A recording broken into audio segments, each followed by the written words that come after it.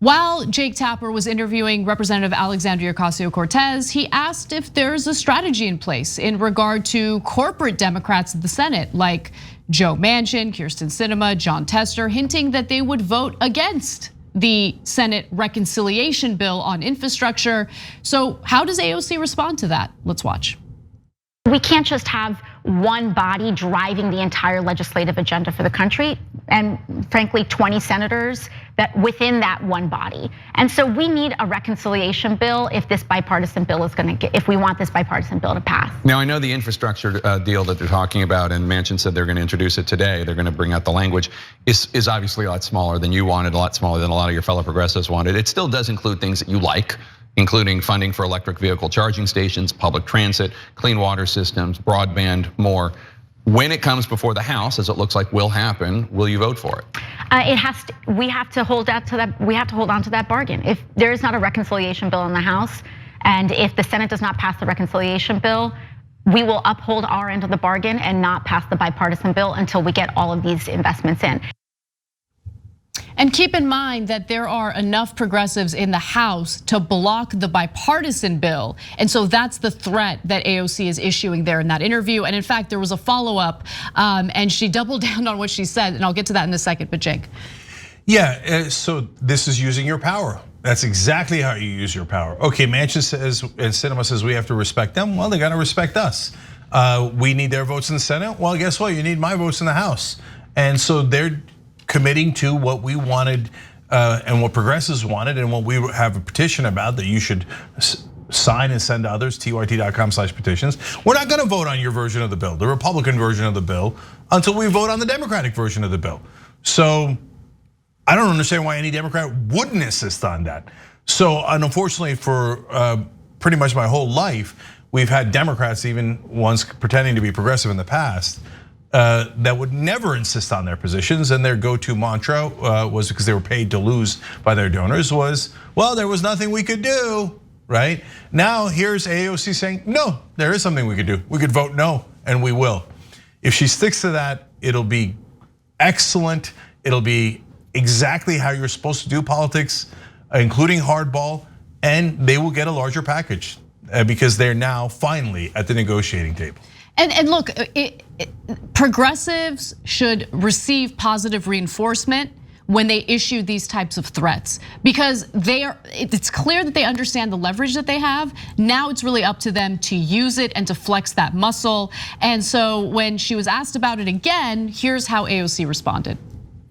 So when it comes to the infrastructure package, you disagree with your fellow Democrat, Congresswoman Alyssa Slotkin of Michigan, who told Politico, quote, strike while the iron's hot. If you get a deal and if it's significant money, don't let it sit. It does not age well. You disagree.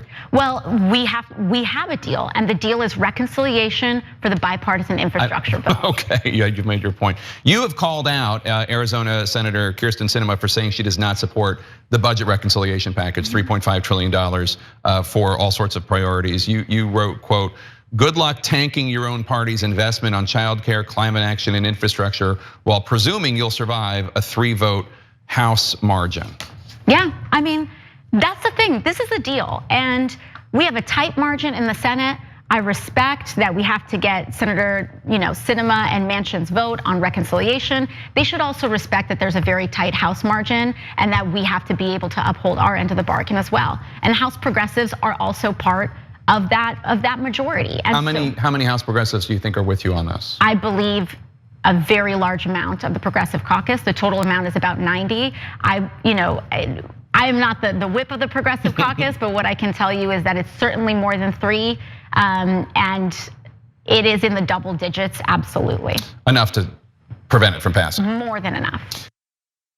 Good, and AOC and the rest of the progressive lawmakers in the House should not be intimidated by whatever fear mongering is to come from corporate Democrats and from the corporate media. They have the leverage, they should flex that muscle. Manchin has no problem doing it in the Senate, so there's no reason why progressives shouldn't do it in the House.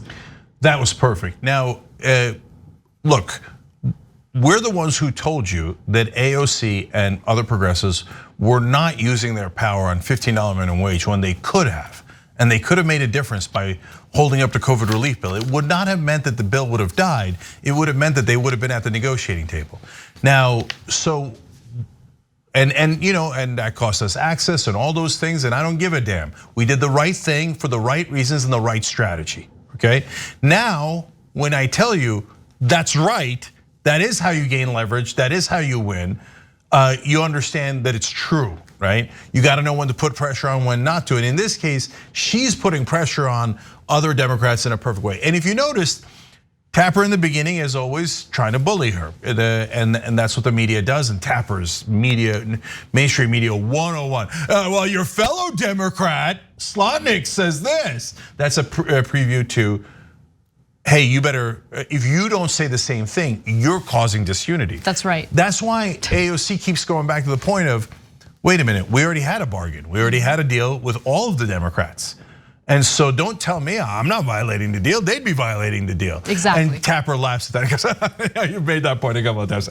So his first attack, and it really was an attack, did not work. So then he goes to Sinema and he's like, oh yeah, you need her vote. That's the essence and the framing of the question.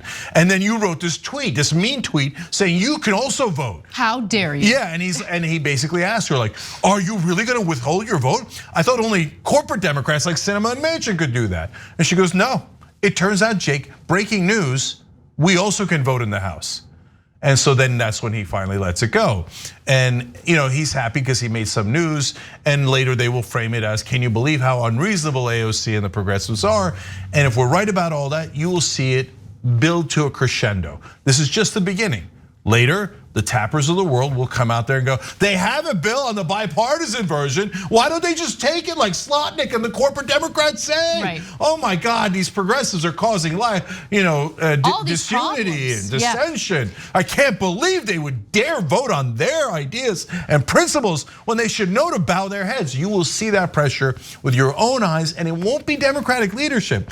It'll be mainstream media that does it on behalf of corporate Democrats and corporate Republicans. That's right. That's a prediction that I would not take a bet on. I think you're absolutely correct. And you guys are gonna see it play out in real time as progressives, if they continue to hold and continue to carry out the threat that AOC just mentioned in that video. I have no doubt that the corporate media will become increasingly aggressive against them.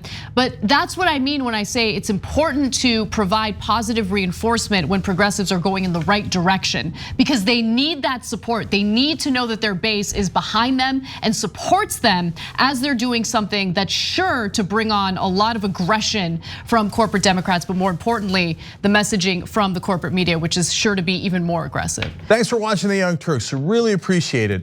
Another way to show support is through YouTube memberships. You'll get to interact with us more. There's live chat emojis, badges. You've got emojis of me, Anna, John, JR. So those are super fun. But you also get playback of our exclusive member-only shows and specials right after they air. So all of that, all you gotta do is click that join button right underneath the video. Thank you.